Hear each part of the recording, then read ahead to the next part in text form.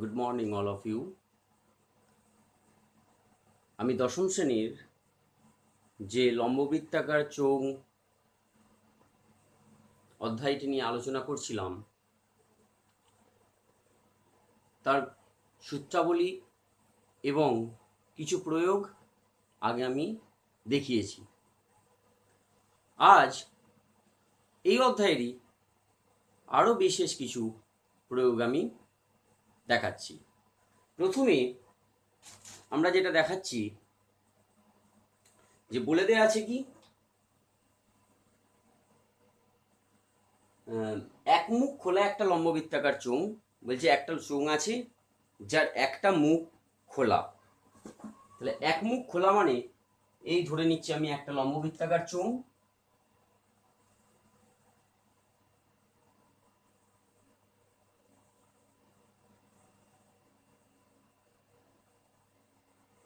যার এই দিকে ঢাকনা নেই, এই দিকটা খোলা আছে। তার সমগ্র তলের ক্ষেত্রফল দিয়ে দেওয়া আছে। সমগ্র তলের ক্ষেত্রফল মানে এখানে কিন্তু আমি কোন কোন দিকটা পাবো না, এই পার্শ্বতলের ক্ষেত্রফল এবং তার সাথে এই যে নিচের যে অংশটা সেই অংশটার ক্ষেত্রফল। কারণ আমার যেহেতু ওপরের দিকে ঢাকনাটা খোলা আছে তাই এই দিককার ক্ষেত্রফল আমি পাবো না, তাহলে শুধুমাত্র এই পার্শ্বতলের ক্ষেত্রফল এবং তার সাথে নিচের ক্ষেত্রফল। পাত্রটির ভূমির ব্যাসার্ধ বলে দেওয়া আছে 14 সেমি। তাহলে পাত্রটিতে কত লিটার জল ধরে। এখন ভূমির ব্যাসার্ধ দেওয়া আছে, তাহলে আমি ভূমির ব্যাসার্ধটা ধরে নিই। ভূমির ব্যাস দেওয়া আছে, তাহলে ধরে নিচ্ছি যে ধরি পাত্রটির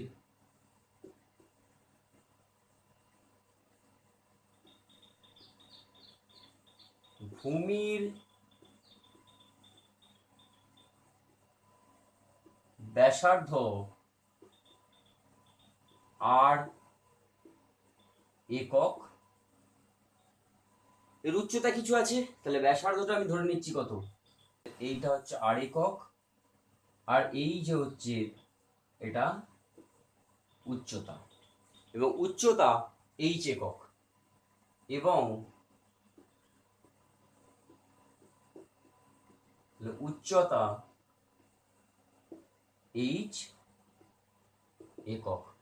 তাহলে আমরা জানি সমগ্র তলের ক্ষেত্রফল এখানে এমনি ক্ষেত্রে সাধারণ ক্ষেত্রে কি হয় না 2 পাই আর স্কোয়ার আর 2 পাই আর এইচ পার্শ্বতলের ক্ষেত্রফল। কিন্তু এক্ষেত্রে যেহেতু একটা দিক থাকছে না, তাহলে শুধুমাত্র বৃত্তাকার তল কোনটা থাকছে, নিচের দিকটা, অর্থাৎ এটা হচ্ছে পাই আর স্কোয়ার, আর পার্শ্বতলটা কত না 2 পাই আর এইচ। অতএব সমগ্র তলের ক্ষেত্রফল, অতএব সমগ্র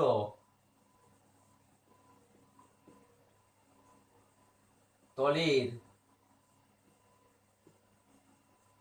ক্ষেত্রফল, সমগ্র তলের ক্ষেত্রফল এখানে হবে পাই আর স্কোয়ার, অর্থাৎ ভূমির ক্ষেত্রফল, এবং পার্শ্বতল 2 পাই আর ইন্টু এইচ বর্গ একক।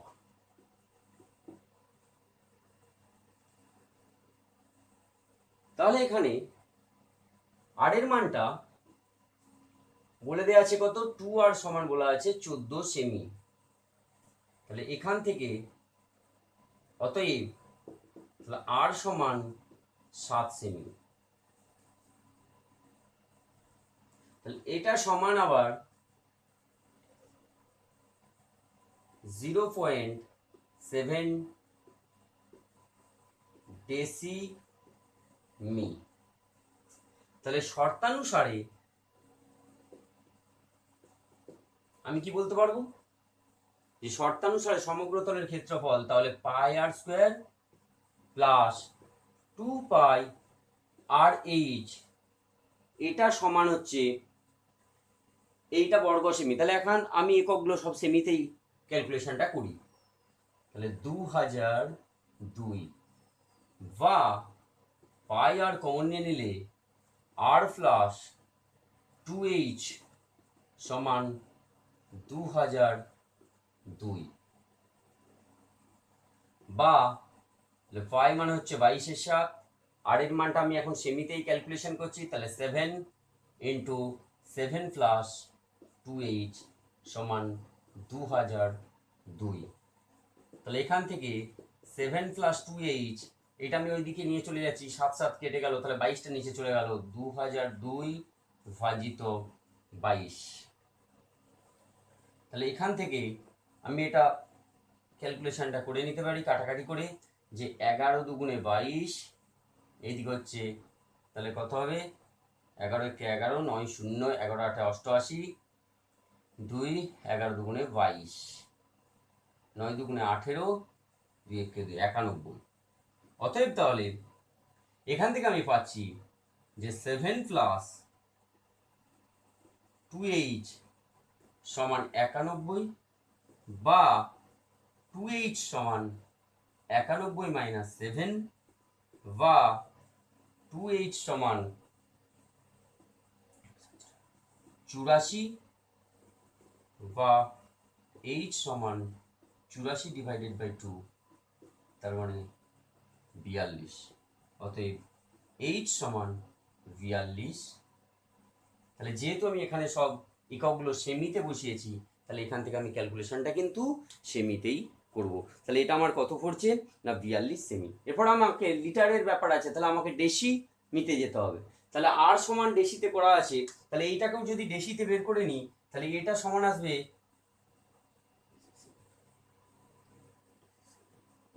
4.2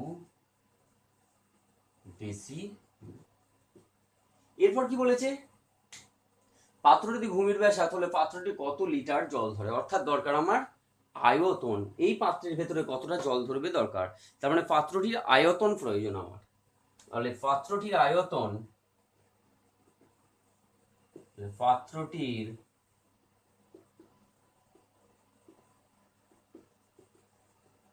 আয়তন সমান, তাহলে আমরা জানি যে এর আয়তনটা কত, πr²h। তাহলে এর আয়তন হচ্ছে πr²h। এখানে আমরা এখন লিখবো ঘন একক, কিন্তু আমরা সব ডেসিতে চলে যাব। তাহলে পাই মানে 22/7, আর এর মানটা আমার বেরিয়েছে কত 0.7, কিন্তু এইচ এর মানটা 4.2, এত ঘন ডেসিমি।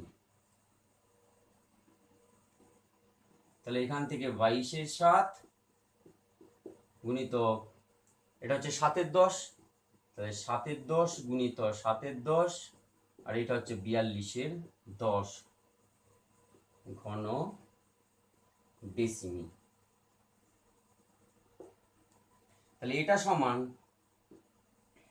এটা হচ্ছে, তাহলে 22 গুণিত 7 গুণিত 42, আর নিচে হচ্ছে 000। তার মানে এটার সাথে এটা করলে 924, এটা আসছে আমার ক্যালকুলেশন করলে 924 গুণিত 7 /000। এইটা গুণ করলে আসে 6468 ভাজিত 1,000, এত ঘন ডেসি। তার মানে 6.468 ঘন ডেসি। আমরা জানি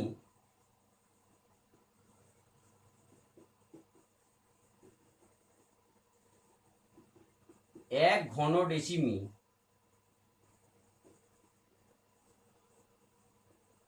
সমান 1 লিটার।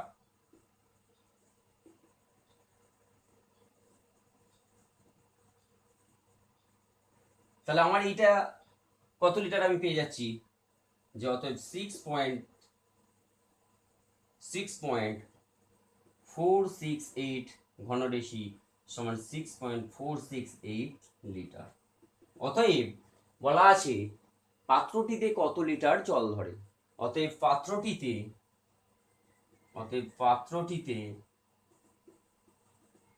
6.468 লিটার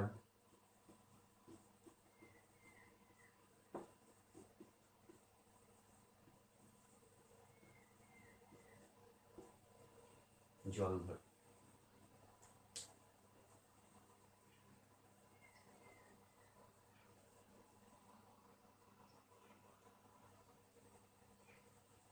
এরপর আমরা দেখবো একটি প্রয়োগ, বলা আছে কি যে 14 সেমি ব্যাসের একটি পাইপ, এই ধরে নিচ্ছি একটি পাইপ,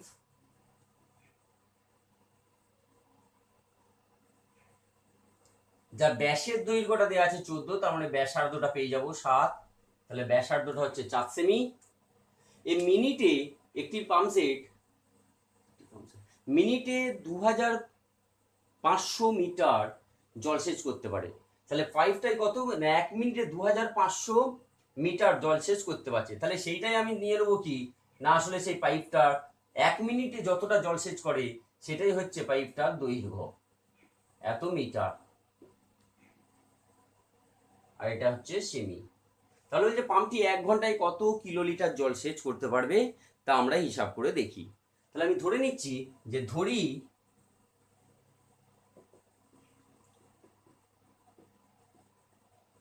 পাইপটির ব্যাসার্ধ আর সমান, আচ্ছা আর একক, তাহলে 2r সমান বলেছে কত 14 সেমি, অতএব তাহলে r সমান কত না 7 সেমি, তার মানে 0.7 ডেসিমি। এখন আমি পাম্প সেট 1 মিনিটে যতটা জল নিয়ে যাই পাইপে, সেইটাকেই ধরে নেবো পাইপের যে দৈর্ঘ্য, সেইটাকে আমি ধরবো পাইপের দৈর্ঘ্য। তাহলে আমি ধরে নিচ্ছি এখানে যে পাইপের দৈর্ঘ্য এইচ সমান এখানে কত না 2500 মিটার। তাহলে ধরি পাইপটির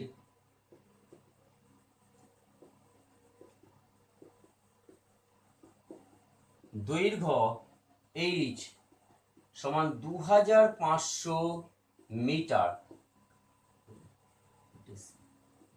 2000 ডেসিমিটার। এরপর ওই যে পাইপটা, এই পাইপের মধ্যে দিয়ে জল ফ্লো হচ্ছে, তাহলে এই পাইপটার মধ্যে ওই 1 মিনিটে মোট কতটা পরিমাণ জল যাচ্ছে সেটা আমরা একটু হিসাব করে দেখে নিই, অর্থাৎ ওইটাই হবে আমার পাইপের আয়তন। তাহলে পাইপের আয়তনটা কত সেটা একটু আমরা বের করে নিই। আমরা জানি যে পাইপে এখানে লম্ববৃত্তাকার চোঙের আয়তন হয় পাই আর স্কোয়ার এইচ, তাহলে সেটা ব্যবহার করি। অতএব তাহলে পাইপটির আয়তন পাই আর স্কোয়ার এইচ ঘন ডেসি,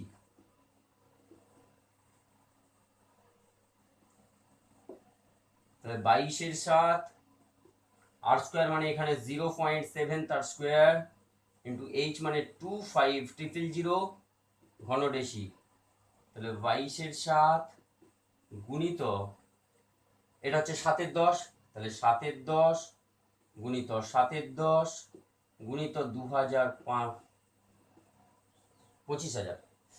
তাহলে এখান থেকে একটা 7 কাটছে, একটা 2 শূন্য, একটা 2 শূন্য, তাহলে এটা গুণ করলে আসছে 7 25 175 গুণিত 22, তাহলে এটা আসছে গুণ করলে 385, 7 5 35 10 00, এত ঘন ডেসিমিটার, 38500। তাহলে আমরা জানি 1 ঘন ডেসিমিটার মানে 1 লিটার, তাহলে যেহেতু 1 ঘন ডেসিমিটার সমান 1 লিটার, অতএব 38500 এই 00 ঘন ডেসিমিটার সমান তাহলে কত হবে 38500 লিটার। এটা কত পাইপের আয়তন ক মিনিটে গেছে, কোন ওই দৈর্ঘ্যটা 1 মিনিট, 1 মিনিটে যে দৈর্ঘ্য হয়েছে সেইটার আয়তন আমি বের করেছি। তাহলে বলছে 60 মিনিটে কতটা জল যাবে, তাহলে 1 মিনিটে যদি এতটা জল যায় 60 মিনিটে কত হবে, আমরা জানি যে এই 1 ঘন্টায়, 1 ঘন্টা মানে 60 মিনিট, তাহলে গুণিত 60 করে দেবো। তাহলে এখানে তাহলে 1 ঘন্টায় অতএব তাহলে 1 মিনিটে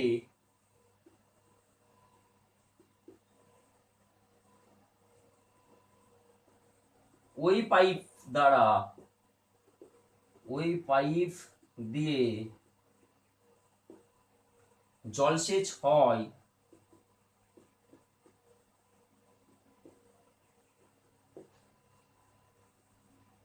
38500 লিটার।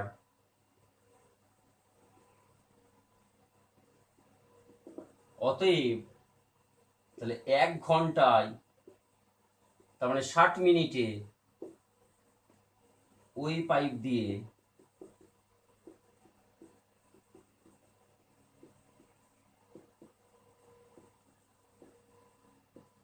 জলসেচ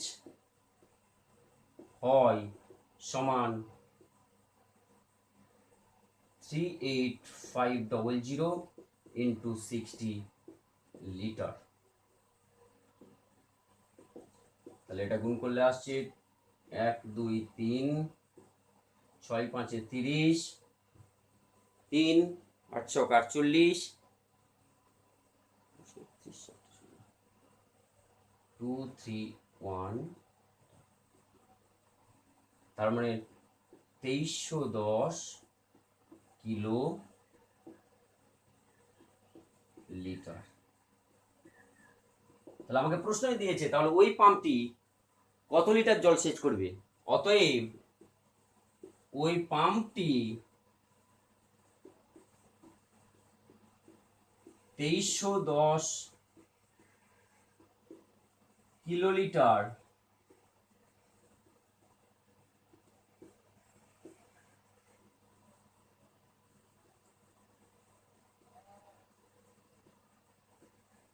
জলসেচ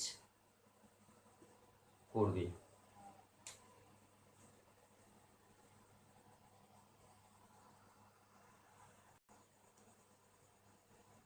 পরবর্তী প্রয়োগে আমরা দেখছি, বলছে একটি লম্ব বৃত্তাকার স্তম্ভ আছে। এই হচ্ছে আমার একটা লম্ব বৃত্তাকার স্তম্ভ।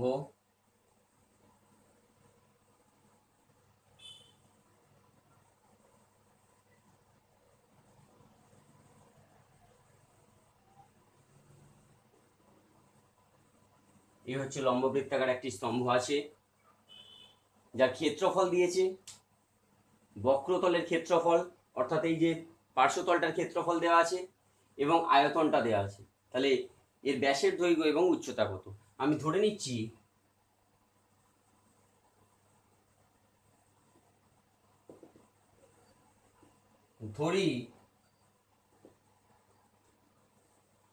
স্তম্ভের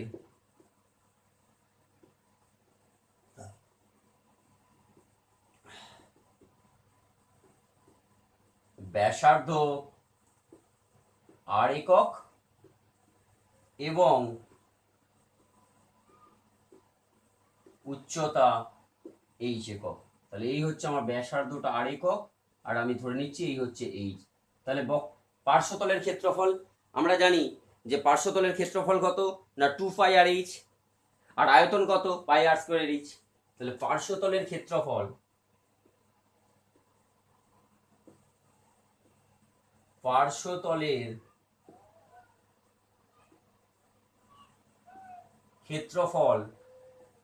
সমান 2 পাই আর এইচ বর্গ একক এবং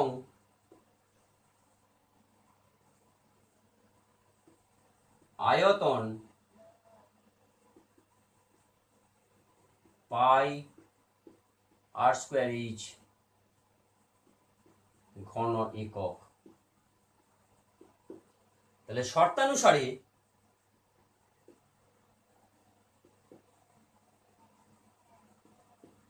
শর্তানুসারে 2 পাই আর এইচ এটা সমান বলে দিচ্ছে 264, এটাকে আমি 1 নাম্বার সমীকরণ দিচ্ছিলাম। আর পাই আর স্কোয়ার এইচ এটা সমান বলা আছে 924, এটাকে আমি দিয়ে দিচ্ছি 2 নাম্বার সমীকরণ। এখন আমি এক কাজ করি, 2 নাম্বার সমীকরণকে এক নাম্বার সমীকরণ দিয়ে যদি ভাগ করে দিই, তাহলে 2 ভাজিত 1 করিয়া পাই,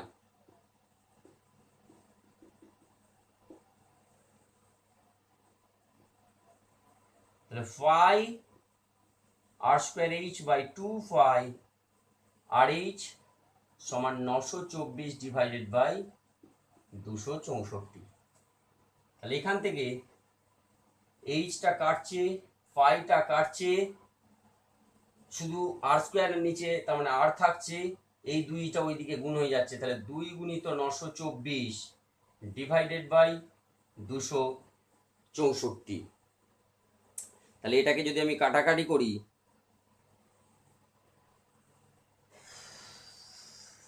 4 দিয়ে 4 6 24, 4 6 24, 4 দুগুণে 8, 4 3 12, 11 6 66, 11 দুগুণে 22, 11, আচ্ছা 2 3 6, 3 7 21, তার মানে 7। অতএব আর এর মানটা বেরিয়ে যাচ্ছে 7। তাহলে এইচ বের করব, এটা আমি 1 নাম্বার সমীকরণে বসিয়ে দিই, তাহলে 1 নাম্বার হতে পাই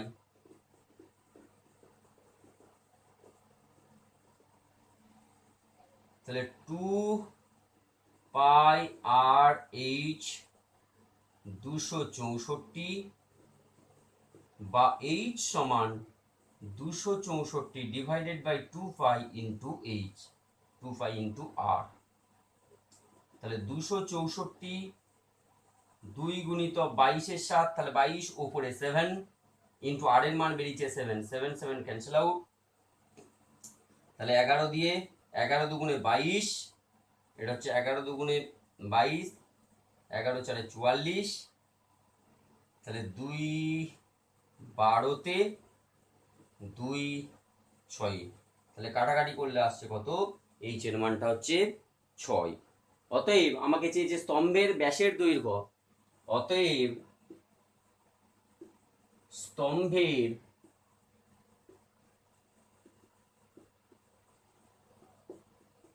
ব্যাসের দৈর্ঘ্য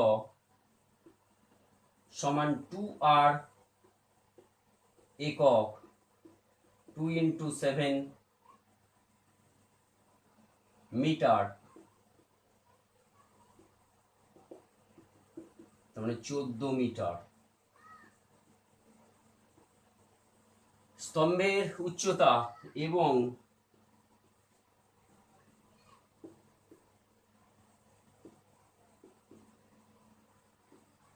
স্তম্ভের উচ্চতা এইচ কত বেরিয়েছে, 6, এইচ একক, তার মানে 6 মিটার। তাহলে এখানে আমি ব্যাসার্ধ এবং উচ্চতা দুটোই বের করে নিতে পারছি।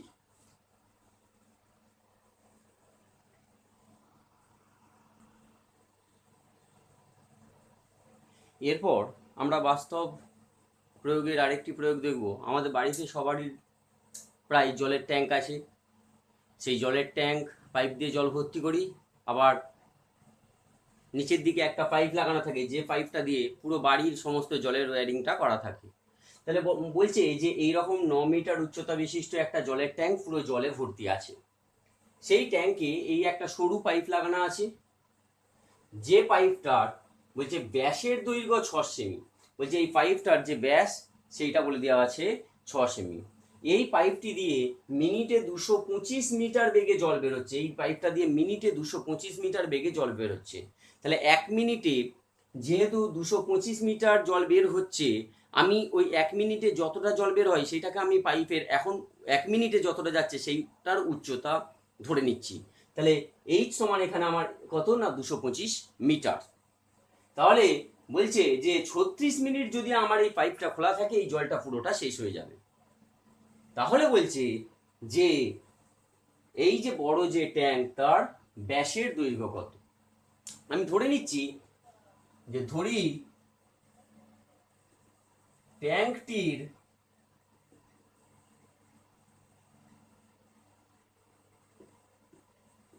ব্যাসার্ধ ক্যাপিটাল আর একক, উচ্চতা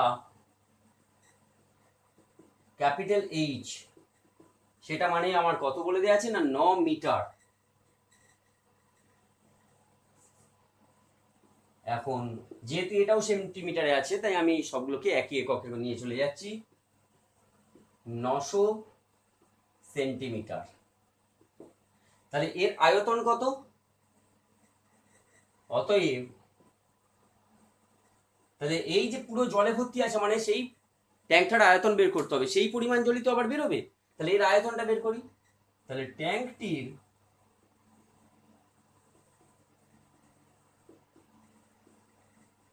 আয়তন পাই আর স্কোয়ার এইচ ঘন একক। তার মানে 22/7, আর মানে হচ্ছে এখানে থাকছে আর এর মানটাই বের করতে হবে, ইন্টু 900 ঘন সেন্টিমিটার। এরপর এই যে পাইপটা আছে আমি ধরে নিচ্ছি যে এই সরু যে পাইপ তার কি দেওয়া আছে না ব্যাসার্ধ দেওয়া আছে, আর 1 মিনিটে যে পরিমাণ জল যাচ্ছে সেটাকে আমি ধরে নিচ্ছি এই পাইপটার দৈর্ঘ্য। তাহলে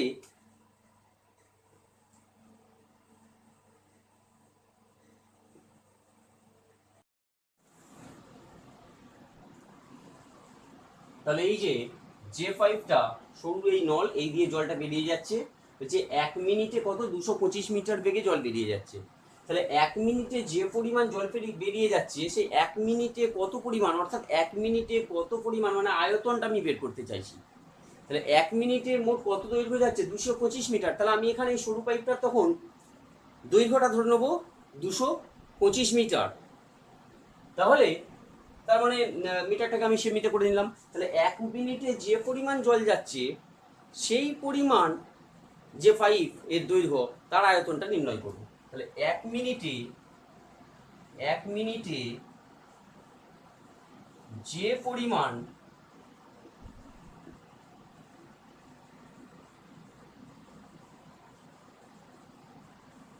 জল যায় সেই দৈর্ঘ্যের পাইপের আয়তন, তাহলে সেই দৈর্ঘ্যের পাইপের আয়তন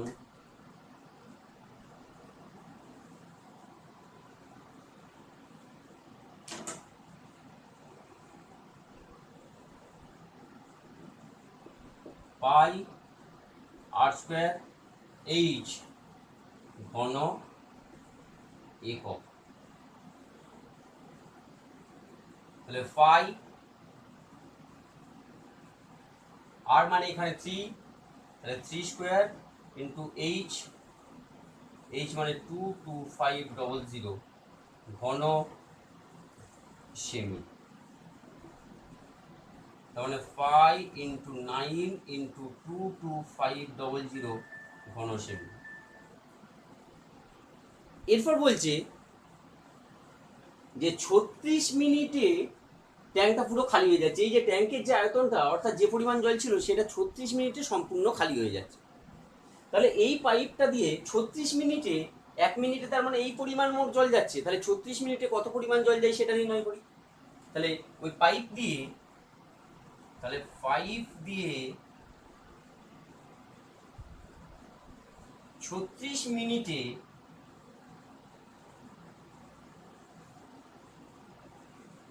জল যায় পাই ইন্টু 9 ইন্টু 22500 ইন্টু 36 এত ঘন সেমি। তাহলে এই 36 মিনিটে যেহেতু পুরো এই পাইপ দিয়ে জলটা খালি হচ্ছে তার মানে পুরো আয়তনটা শেষ হচ্ছে, তার মানে শর্তানুসারে কি হবে এই আয়তন সমান এই আয়তন। তাহলে শর্তানুসারে পাই আর স্কোয়ার এইচ মানে 900 সমান পাই ইন্টু 9 ইন্টু 22500 ইন্টু 36, বা আর স্কোয়ার সমান 5 into 9 into 22500 into 36 divided by 5 into 900।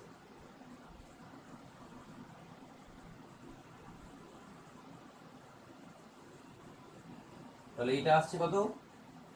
225 গুণিতক 36 আর স্কোয়ার সমান, বা আর সমান তাহলে রুট ওভার 225 মানে 15 গুণিতক 15, 36 মানে 6 গুণিতক 6, তাহলে 15 গুণিতক 6 তার মানে 90। অতএব এই যে ট্যাঙ্কটা, তার ব্যাসার্ধ আমি ধরে নিয়েছিলাম, আর কি বলেছে ট্যাঙ্কটির ব্যাসের দৈর্ঘ্য।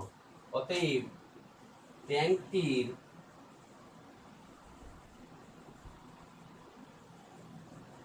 ব্যাসের দৈর্ঘ্য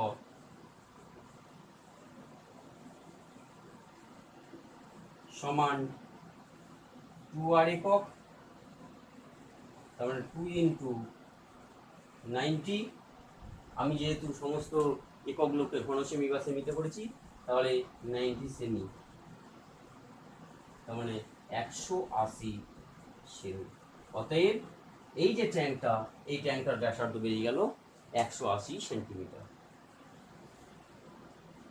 আশা করি এই প্রয়োগগুলি তোমরা সবাই বুঝতে পেরেছো। সবাইকে আমার ধন্যবাদ।